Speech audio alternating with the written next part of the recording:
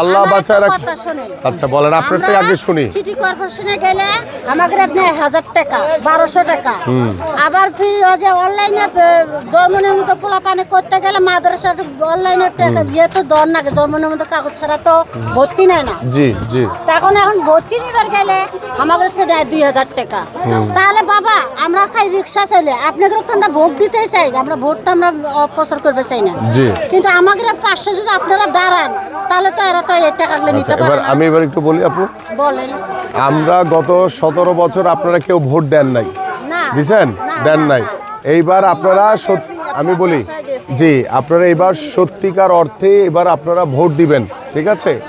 Vote দিবেন এবং vote দিয়ে যখন জনগণের, আমি বলি, আমি শেষ করি, জনগণের সরকার প্রতিষ্ঠিত, তখন জনগণের সরকারের কাছে আপনারা জবাবদিহিতা চাইতে পারবেন। আপনাদের যে চাহিদাটা, প্রবলেমটা, বিগত সরকার তো এটা শুনে নেয়, কারণ তারা তো আপনাদের ভোটে নির্বাচিত ছিল না। আপনারা যদি আমাকে ভোট দেন ধানের শীষে, আমার বাসা ইস্টার্ন হাউজিং, চাইলেই আমার কাছে যেতে পারবেন, যখন তখন আপনি যেতে পারবেন, ঠিক আছে?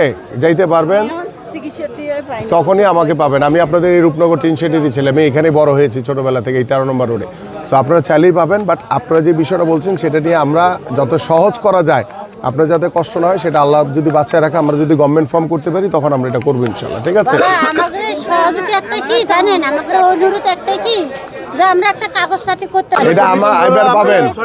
মনে করেন যে আমরা একটা সিটি কর্পোরেশনে গেলে একটা কাগজপাতি করতে গেলে না গে, এটা যদি আমাদের বিগত সময়ে কি হয়েছে জানি না, বাট এইবার আমার কাছ থেকে ইনশাল্লাহ পাবেন।